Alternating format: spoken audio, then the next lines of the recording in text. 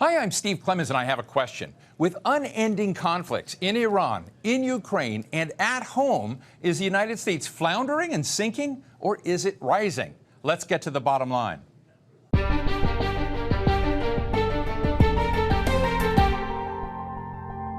Two years ago, then-candidate Donald Trump famously promised to end the wars in Gaza and end the war in Ukraine on day one.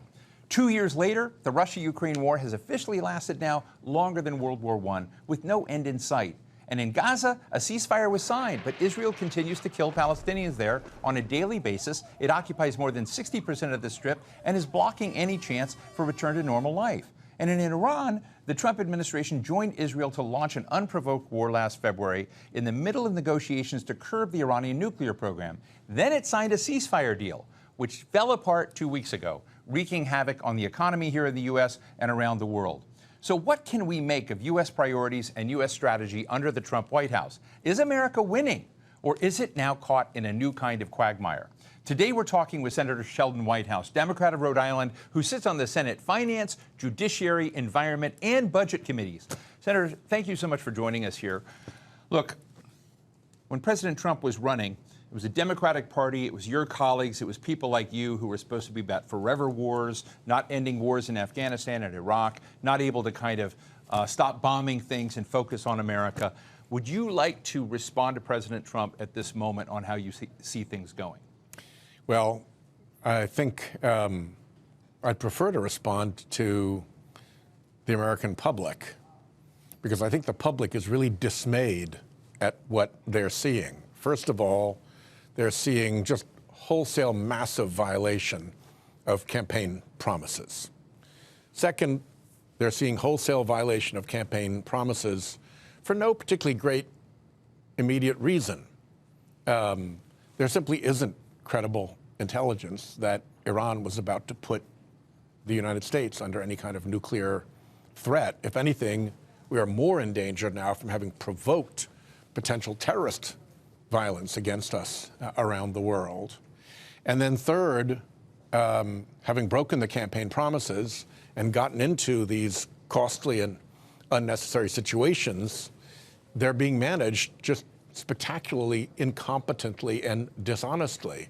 Somebody said the other day that we're up to 28 times that the president has said, we're about to have a deal here, and he's constantly saying the Iranians are desperate for a deal, when in fact he seems to be the chump in the transaction here, with the Iranians, with the Strait of Hormuz, having the whip hand and willing to tolerate our missiles and bombs. We know so many of his advisors were advising caution, or at least laying out pretty complex layers of cost and benefit when it came to taking on Iran. Is any of that, from your perspective, getting through to the White House?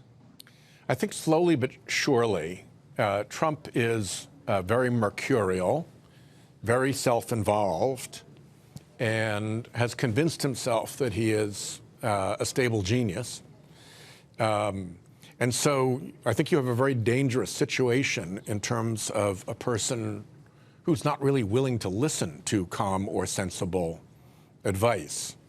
And the spectrum from calm and sensible advice to nutty stuff kind of matches the spectrum of being in the military versus being one of his immediate political folks. So if you go from General Kane to, for instance, Sebastian Gorka, you've gone down a long way in terms of competence. And I think you also, the more you move away from the professional military and the more you move around to the kind of wild political characters who hang around him, you get into these very troubled situations. And I don't think they see a way out at this point. So President Biden didn't go to war against Iran, but he also didn't take actions with regard to Gaza or certain other things. He was, many people criticize President Biden for himself being in a cocoon, being somewhat distant from a lot of advisors and sort of immovable in that. Does the Biden administration deserve some blame for where we are? What did Biden get wrong? In the Middle East, I don't think so. I think he worked very hard to try to get that framework that we were so close to. At one point, the head of state of a very significant Arab framework country. Was the JCPOA? Or which framework? Framework with Gaza? The peace framework around between basically the Sunni Arab states and Israel. Right. There was one remaining obstacle to concluding that, and that was Bibi Netanyahu, who did not want peace because he wanted to be a wartime prime minister because that kept the prosecutors away from him. So that was the situation that Biden left, and I think he would have done well to have put more pressure on Netanyahu to get the hell out of the way and let that deal conclude. But even in the early days of the Trump administration, they tried to run that further, and they kind of honored that framework process. I have faulted and will continue to fault Biden for indecision around Ukraine. I think they could have done more earlier. They always ended up coming to the right decision about javelins, about tanks, about funding, but always 6 months too late. And I think that was a grievous mistake. But it's nothing compared to Trump's taking the side of the war criminal aggressor Putin against the beleaguered Ukrainians, which is, I think, the most vile and amoral foreign policy decision I've seen in my lifetime. One of your colleagues just surprised us all and died, Senator Lindsey Graham. Yep. I knew Senator Graham, you know, very well, and you did as well. I know that he actually told people, I can't die now because I have to get these Russia sanctions through. Yeah. You are helping to get these Russia sanctions through. What is the state of play right now? Because the White House has been dragging its feet for a year on reimposing, bringing back serious, high traction sanctions on Russia and its energy programs. Tell us the latest. Perhaps Lindsey's final accomplishment just days before he died was to finally get the White House signed off on his bill. His bill, Dick Blumenthal's bill, Jeanne Shaheen, enormous credit as the ranking member on foreign relations. And I've been in the background working this from the very, very beginning with Lindsey. So I've been tracking this story along very closely. The situation right now is that at long last, Leader Thune has announced that he's going to give us a vote on that bill, that he wants sanctions against Iran added, and I think we're most all comfortable with that. We'll have to do a final whip count, but at the moment, we have a vote. I believe we'll get a time agreement, and when we have a vote under a time agreement, the bill will pass. Let me ask you about the Russia-Ukraine situation, but also what's going on in Iran. There have been anyone that was involved as a negotiating envoy for the White House, the State Department, has largely been put out of business by Steve Witkoff and Jared Kushner. Yeah. They've taken over negotiations on virtually all fronts, all conflicts, and not just the high-profile ones, but just about everything out there. Can you tell us what you know? I mean, have you spent time with Witkoff and Kushner? Have you talked with them? Have there been hearings, et cetera? But tell me. They operate in their own bubble to a very significant degree off the books. Kushner has no official position in government. He runs a company that sits on $2 billion in Arab investment. Well, you have been one to kind of raise a lot of questions of conflicts of interest. Do you believe that there are conflicts of interest at play while these deals are being negotiated with Iran, with its neighborhood, around Ukraine? Yes. Lindsey and I led the last Munich security delegation, and the chatter at the Munich Security Conference was all about the side deals that the Russians were proposing to Kushner and Witkoff and their families in return for continuing to take the side of Russia against Ukraine. And I suspect that as we go forward, we'll find that side deals were discussed. Nothing is more dangerous than to have private negotiations with foreign powers in which the U.S. negotiators are negotiating for their own accounts in addition to for the United States. It's a massive conflict of interest with huge, huge, huge ramifications. So I think it's really dangerous, and the fact that the qualified people who know the Iranians, who've been through the routine before, who know how to play chess, aren't in the negotiations, and this amateur group that has massive potential for personal conflict of interest and is in way over their heads in too many negotiations, I think that's a real hazard for America right now. I grew up in the Foreign Service, Steve, and one of the observations that my father made was when you're in a country that may be broke, that may have a lousy government, that may be having all kinds of troubles, doesn't have proper infrastructure, and you think, wow, that's kind of a beat country, kind of second rate, don't conclude that the leaders of that country aren't smart and even dangerously smart.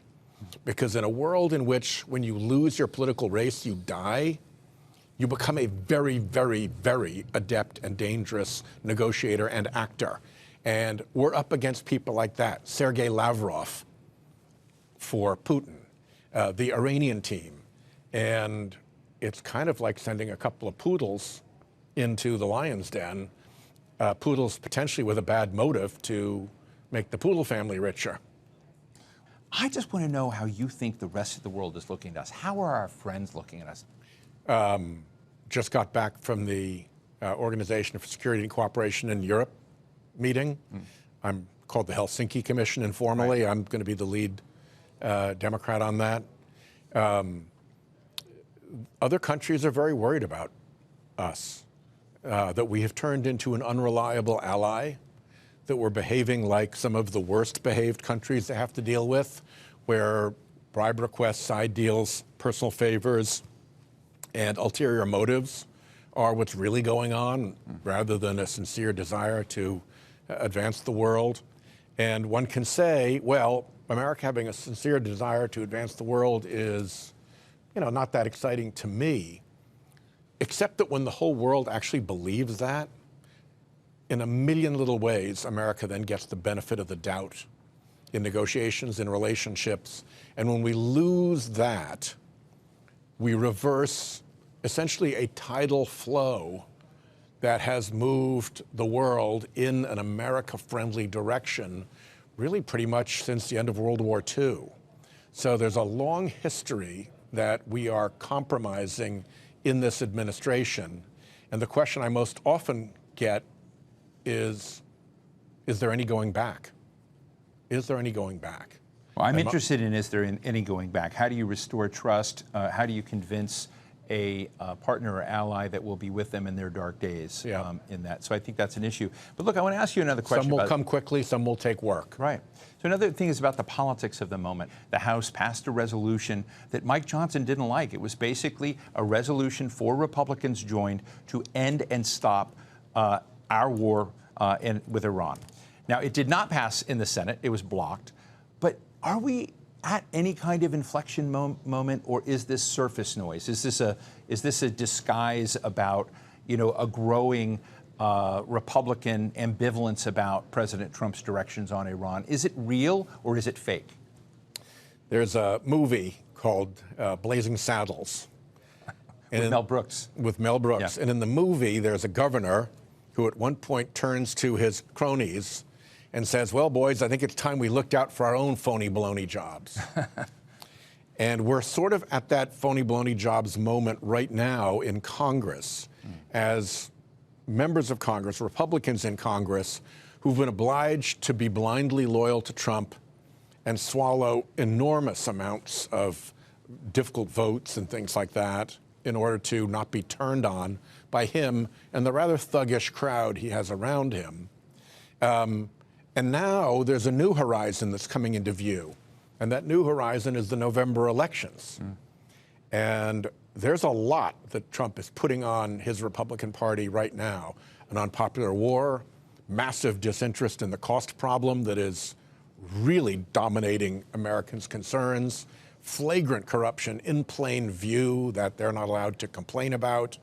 It's a very, very heavy burden. And I think that burden is beginning to manifest itself in these pushbacks. We did, as you know, have that earlier vote in the Senate. Just a small pushback, just 4 votes, though, right? Yeah. The rank and file is still with him. It goes by steps. And I think the fact that this was the first time that happened in the House, we had it happen once in the Senate a few months back, I think this is going to continue to build towards November. And you've got inside the Democratic Party some really interesting stuff brewing up, which is, particularly, I mean, if you kind of look at it anecdotally, a lot of the voices we're seeing rise and winning in some of the Democratic primaries in the so-called Democratic Socialist crowd are really upset with both the Biden administration and the Trump administrations doing nothing on things like Gaza, their positions on Palestine and Israel, not having a different take. Are you worried about that brewing potential civil war inside the Democratic Party, which is also a reaction to this moment? No, actually. I think it's a very healthy conversation to have. I think it is a boiling over or a spilling over of an enormous amount of discontent during the Biden administration with the slow pace, moderation, indecision of the Biden administration. And I think there's a lot of pent-up frustration. And so, great.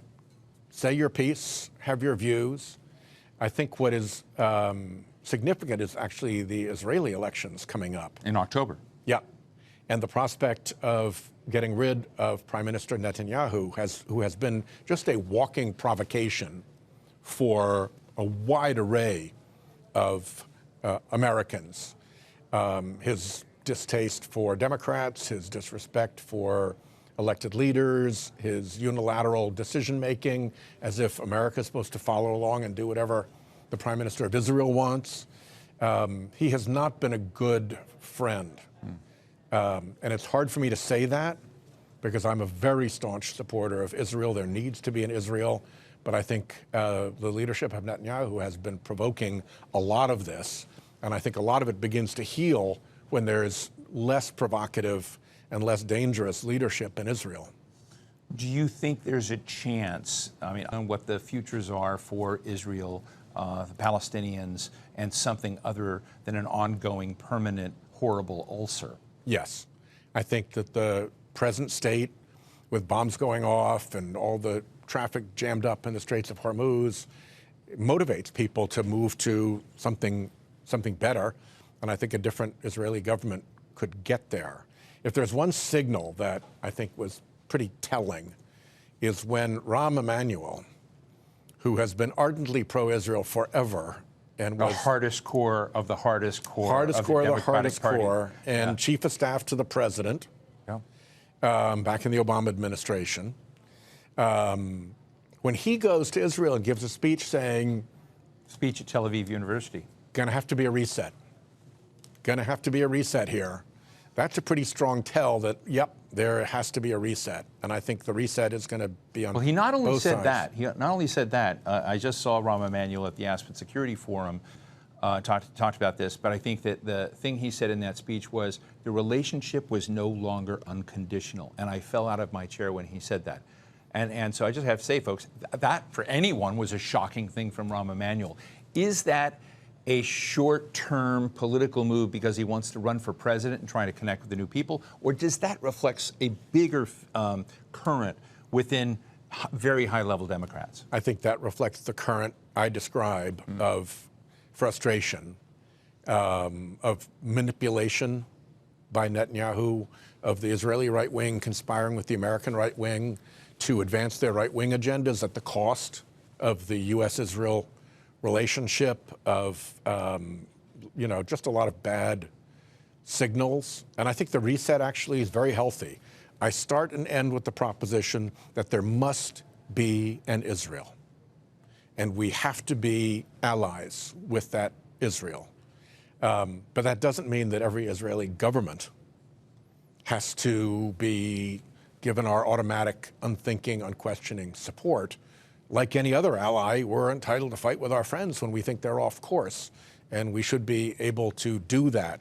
So I think the reset actually stands to be pretty healthy, both for Israel and for the United States, and I think that reset reopens the door to the framework for peace that we were so near to before Netanyahu blew it up, and then Trump doubled down on blowing it up with his second attack on Iran.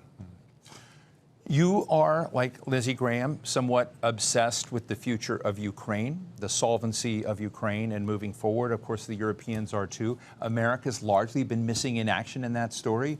Even if Putin is rolled out and somehow Zelensky prevails, does that mean that Putin is going to give up, or Russia is going to give up, trying to basically meddle in what it considers to be its sphere of influence, just as we're creating a Western Hemisphere sphere of influence and carving up a lot of the world, getting rid of globalization, but it's all about spheres now? Yeah.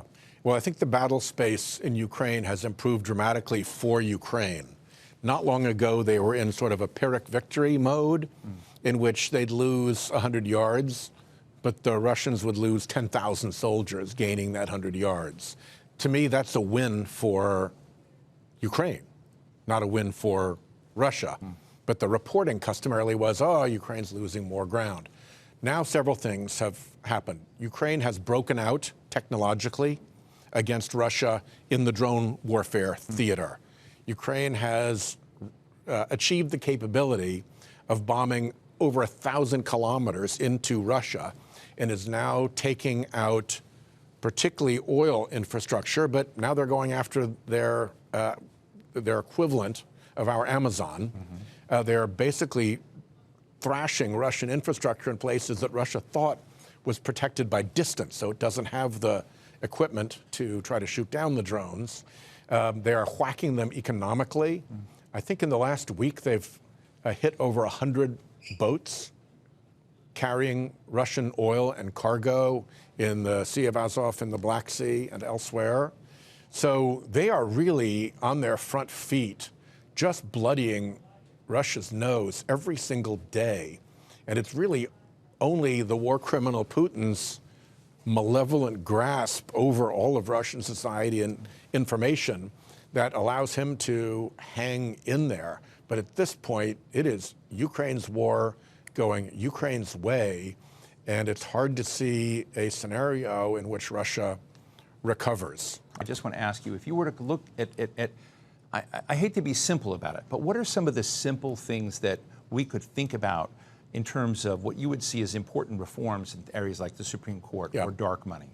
The great scandals of our time, to which the Biden administration paid essentially no attention and allowed to worsen into worse scandals, are the capture of the Supreme Court, like in the bad old days, the robber barons captured the railroad commissions that set their rates. What happened in clear sight, because the Republicans were very, very focused on it in plain view. Yeah. So the capture of the court needs to be addressed.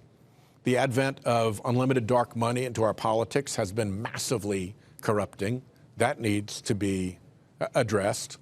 And the long, fraudulent operation of climate denial needs to be fully and finally exposed as climate change begins to thrash our financial systems, our home insurance costs, our electric bills. It's not in the science department any longer. It's now in the economics department.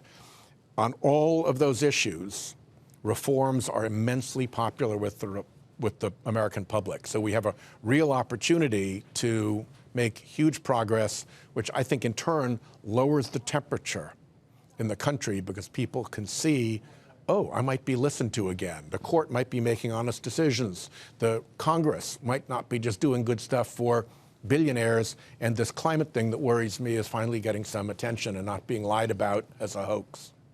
Well, U.S. Senator Sheldon Whitehouse from Rhode Island, thank you so much for your candor and for joining us today.